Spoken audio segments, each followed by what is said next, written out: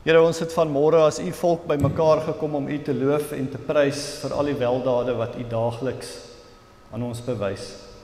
Here, ons wil dan nou ons verootmoedig voor u en vra dat ons aanbidding vir u aanneemlik sal wees. Ons wil vra dat u die boodskap tot almal hier teenwoordig se harte sal seën, soos wat u dit alreeds aan myne gedoen het. Ons bid dit in Jesus se naam. Amen. U kan maar sit. Ons skriftuurlesing van môre kom uit Jesegiel en Jesegiel 37 en ons gaan lees van vers 1 tot 10. Ezekiel 37 verse 1 to 10.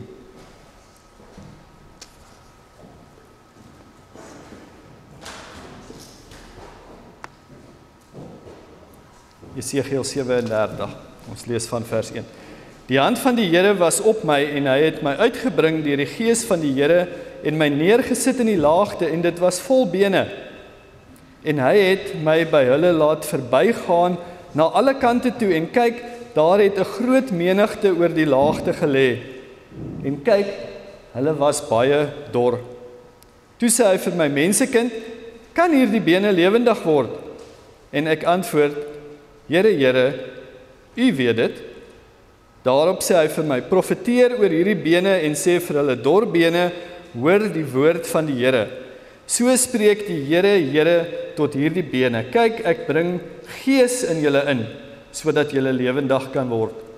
En ek sal seënings op julle lê en vlees oor julle laat opkom en 'n vel oor julle trek en gees in julle gee, sodat julle lewendig kan word.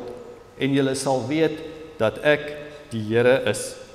Toe het ek geprofeteer soos my beveel was en sodra ek geprofeteer het, was daar 'n geruis en kyk, 'n beroering en die bene het nader gekom, elke been na sy been. Toe kyk ek en daar was seënings op hulle en daar het vlees opgekom en 'n vel is bo oor hulle getrek, maar daar was geen gees in hulle nie. Daarop sê hy vir my, profeteer tot die gees, profeteer mensekind en sê aan die gees, so spreek die Here, Here, kom aan uit die 4 windstreke o gees en blaas in hierdie dooies, dat hulle lewendig kan word. En ek het geprofeteer, soos hy my beveel het. Toe het die gees in hulle gekom, en hulle het lewendig geword, en op hulle voete gaan staan. 'n Ontsaglike groot. Goeiemôre almal. So nie teenstaande 'n paar soortgelyke kenmerke, is ek nie Paul se broer nie. Ek is Veronica se broer. En ons kom uit 'n klein dorpie Trichardt, dis dalk nie meer so 'n klein dorpie nie. Dis naby Secunda, wat so 150 km van Johannesburg af is. Is daarom redelik platteland, so ons is nie heeltemal in die stad nie. En ons is al so 28 jaar daarso amper. My vrou is van Pretoria, is daarom nie te ver vir haar nie. En ons het 'n redelike klein gemeente, dalk bietjie groter as hierdie ene, so 50 mense, miskien ook 'n tweetalige gemeente. Ons het 'n predikant wat so 1 keer elke maand daar is. En ek is verantwoordelik vir die preekrooster. So dit is maar altyd 'n uitdaging om sprekers te kry, soos ouderling Jooste sal weet waarskynlik. En ek is bly ek kan dis altyd interessant as ons iemand anders kan kry van 'n ander gemeente om 'n slag bietjie iets anders te kom aanbied vir ons. So vandag is dit my beurt om die guns hierso te herhaal vir hierdie gemeente. Ons vertrou dat die Here die boodskap tot almal se harte sal seën. Toe ons 'n klomp jare terug in die Tsjechiese Republiek was vir werk, toe ons so 'n paar dae vakansie geneem, en ons het oorgeslaap die laaste nag in 'n klein dorpie met die naam van Melnik, wat so 50 km buitekant die hoofstad Praag geleë was. En die oggend het ek 'n redelike, unieke kerk gaan besoek. Nadat ek 'n fooitjie betaal het aan die dame wat buite gesit het, is ek by 'n agterdeur in en weer af met krakerige trappe na die kelderverdieping van die kerk. Die area om my was seker omtrent so 5 by 5 meter gewees, seker omtrent van daar tot in die helfte van die verhoog. En dit was met 'n gordyn afgeskort, waar jy by die trappe afgekom het. Ek was omring aan alle kante deur wit, verdorde beendere van omtrent 15.000 mense. Meestal gesorteer volgens beentipe. Skedels aan die een kant, bobene aan die een kant, arms aan die ander kant. Sommige plekke in patrone gepak. Jy sien, in die middeleeue het die begrafplase begin vol raak toe die pes Europa getref het. En beendere moes opgegraaf word en elders gestoor word om plek te maak vir die lyke wat in die begrafplase begraaf moes word en die massas wat gesterf het. En terwyl ek deur die leë oogholtes van die seleksie van skedels wat daar op 'n rak uitgepak staan, het verskillende emosies my vervul, terwyl ek my gedagtes 400 jaar terug laat gaan het. Wie was hierdie mens? Hy of sy moes sekerlik 'n naam, 'n geaardheid, 'n persoonlikheid en 'n karakter gehad het. Dalk moes hy destyds aansien geniet het, maar tog is hy nou gereduseer tot 'n naamlose skedel waarvan die ander bene op 'n ander plek in die vertrek gepak is. Was hy lief vir iemand? Was iemand anders lief vir hom of vir haar? Hoe was sy verhouding met sy ouers en sy familie? Het hy alleen gesterf of was daar ander mense by hom toe hy gesterf het? Watse planne het hy gehad wat hy dalk nog wou uitvoer voordat sy lewe so ontydig tot 'n einde gekom het? Maar meer belangrik, hoe het sy saak met sy Skepper gestaan op daardie dag? 'n Ander een het 'n grove koelwond in sy agterkop gehad. Was dit vinnig verby? Ander een 'n fatale kapmerk bo kan die oog. Was dit 'n bekleierery? Het hy hom dapper verdedig? Was dit oorlog? En ek het gedink hoe dit sal wees om daar te wees met die opstandingsmôre. Om die gerammel van beendere te hoor as die regverdiges onder hulle tot onsterflikheid opgewek word. Om te sien hoe dat in 'n oogwink hulle met nuwe liggame toegedeel word. Die uitdrukking op hulle gesigte as hulle vriende en hulle familie aan die ander kant van die vertrek opmerk. Wanneer oupas hulle kleinkinders optel om hulle op die beurt aan hulle oupas voor te stel. Dalk ander wat rondkyk, maar niemand sien nie. Maar tog steeds jubel, omdat Christus al die trane sal afdroog. En terwyl ek daar in die skemerte alleen gestaan het, het ek onwillekeurig teruggedink aan hierdie visioen wat ons nou gelees het in Esegiel en my vir 'n oomblik in sy posisie geplaas. En vir myself afgevra, kan hierdie bene weer lewe? 15.000 mense se dorre bene op hopies gepak. The vision of the dry bones must have been revealed to Ezekiel with startling reality and vividness. It must have seemed even more real than those dreams that you wake up from and are confused if it was a dream or if it really happened. In this vision, I can almost see Ezekiel as he sat down in the middle of this huge valley of dry bones. En in hierdie 3D virtual reality visioen lei die Heilige Gees hom waarskynlik op 'n panoramiese toer van die hele vallei en die beeld sink diep in sy gedagtes in. Dit is 'n sombere ervaring wanneer hy tot besef kom. hierdie vallei is vol van droë wit beendere. So the first question that we ask ourselves is, who were they? And so it's not difficult for me this morning to imagine that as Ezekiel is made to view all these bones, the first question he might have asked was, who were these people? It is that fresh and that real to Ezekiel. He wants to know who they were. Although they were only bones, it's obvious that they were human bones. There are pelvic bones and skulls and femurs that make them easily identifiable as humans. So who are they? Verse 11 states that it is God's people. These bones are the whole house of Israel. At the time of this vision, Israel was in Babylonian captivity. They were slaves in Babylon. I also take it from this verse that as they mourned over their captivity, they said, our bones are dried up and our hope is lost. We are cut off. Miskien beskryf hierdie gedeelte sommige van u se gevoel van môre.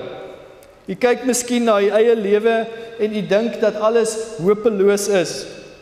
Dit voel miskien vir u of alles verkeerd geloop het in die lewe. Miskien dink u dat u 'n gemors van u lewe tot dusver gemaak het. Miskien dink u dat u lewe rooskleurig was tot dusver. Maar die toekoms lyk nou so bietjie bleek vir u. U sien uself in 'n vallei van droë wit beendere.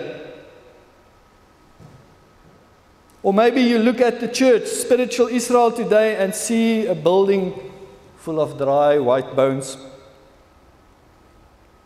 Maybe you see the tailbone Christian who just sits and let everybody else do the ministry in the church.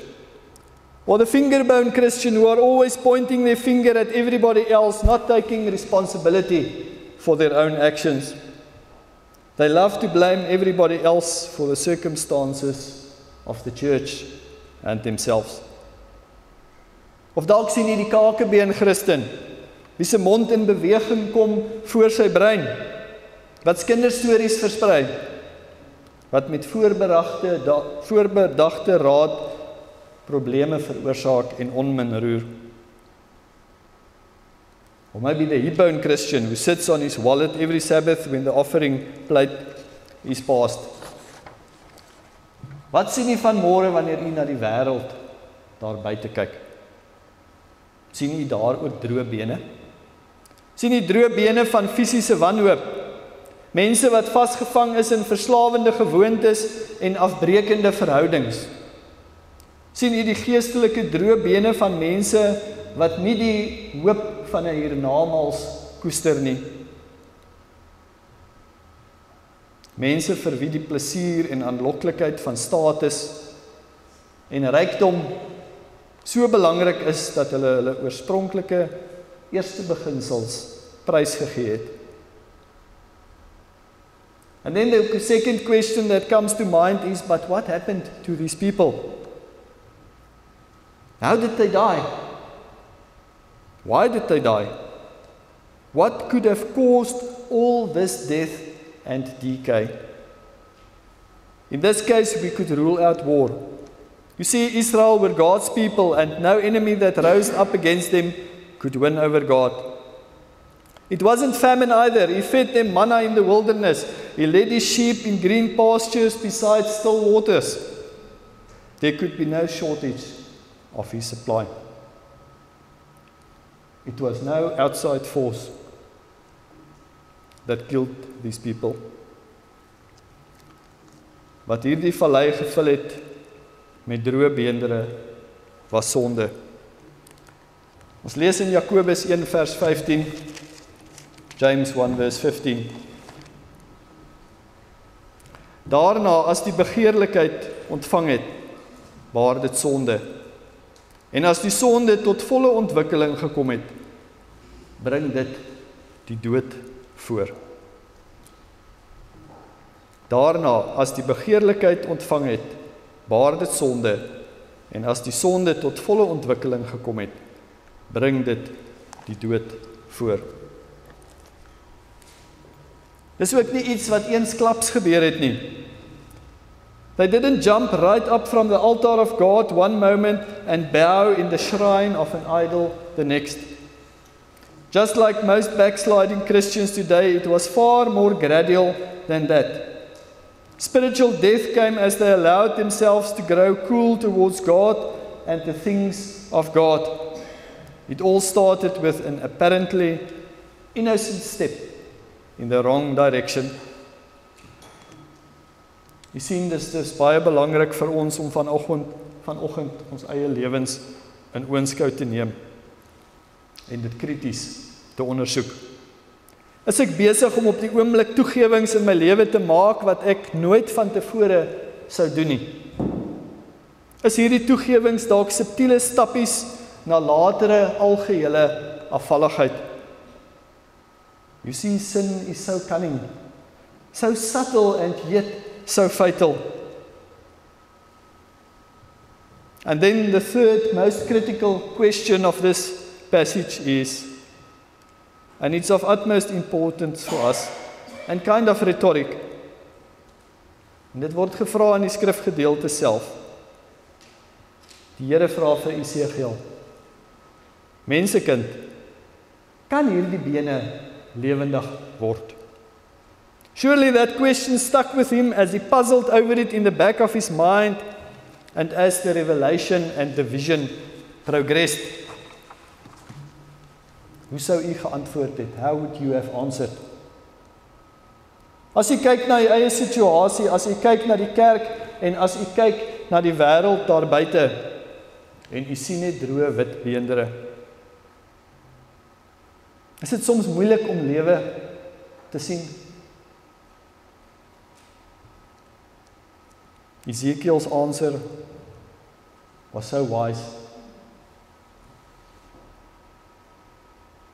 Lord, it doesn't seem possible, but you know if they can live. Ezekiel is telling God that he is in charge. God is in control. God can do whatever he wants to do. With God, nothing is impossible. If God wants these dead, dry bones to live, they shall live. And then Ezekiel is presented with a twofold plan to revive these dry bones to life again. Firstly, the word. Ezekiel is told to preach to these dead, dry bones. Can you imagine preaching to a bunch of bones? Ezekiel begins to preach to these dead, dry bones and says, dry bones, listen to what God has to say. You must have felt a bit foolish doing that. Ezekiel continues to speak to all these dry bones. And then something begins to happen. Right before his eyes, the bones came together. Imagine that noise. Muscle and flesh and skin began to surround the skeletons. And laying before him were thousands of corpses, bodies, but still no life.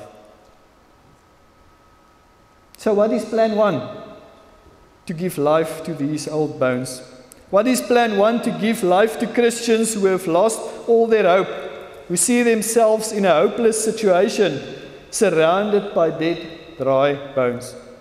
What is plan 1? To give life to those who have never trusted Christ, who are spiritually dry. Plan 1 is the Word of God. Christians, members, if you are struggling, if your Christian life seems dry and dehydrated, if you are spiritually thirsty, then dive into the water of God's Word. That's where you will find spiritual refreshment. Daar is net een manier om tot geloof in Christus te kom. Romans 10 verse 17. So then faith cometh by hearing, and hearing by the word of God. God's word tells us that Jesus is your only hope for heaven. But now Ezekiel had thousands of corpses lying on the ground, still with no life in them. Something more is needed than just the preaching of the Word of God to bring life. So what is plan 2 or part 2? It is the Holy Spirit. Remember Genesis 2 verse 7? And the Lord God formed man of the dust of the ground and breathed into his nostrils the breath of life, and man became a living soul. At one point we were doing tests. I'm in the engineering and software field, and we were doing some tests on some control system software at a vendor, and for days I heard these two engineers kind of bickering and arguing, and at some point I couldn't take it anymore, and I asked them, what's going on here? The one guy said, she's trying to make me a born-again Christian. And I thought a lot about that. Can I sit someone down in a chair and talk to him until he becomes a born-again Christian? So what is my responsibility then? What's your responsibility? Romans 10, verse 14. How then shall they call on him in whom they have not believed? And how shall they believe in him of whom they have not heard? And how shall they hear without a preacher? It's the Holy Spirit who takes the Word of God and gives it the power to give life to a dead soul. And it is our responsibility to give it out, so that the Holy Spirit can give life. Do you know someone who is struggling this morning, who is discouraged, who is all dried up spiritually, who is in need of a friend or a word of encouragement? God is calling you to be the tool, the instrument for the Holy Spirit to bring His Word and life to that lost soul. Can dead, dry bones live? With God, nothing is impossible. Sometimes we look around us and all we see is a valley of dry, dead bones. It looks pretty hopeless. It looks pretty devastating. It looks pretty grim. But God has a plan. Get into His Word and He'll speak to you. Yield to the Holy Spirit and He will grant you a new revived life. Can dead, dry bones live? With God, nothing is impossible. God has a plan. Believe His Word when it says that Jesus paid for your sin debt on the cross. Trust Him to save you, and the Holy Spirit will give you a refreshed new life. Ephesians 2 verse 1, and He has given you new life who were dead in trespasses and sins. Yes, these dry bones can live. Kan hierdie bene weer leef? Here, U weet dit. Amen.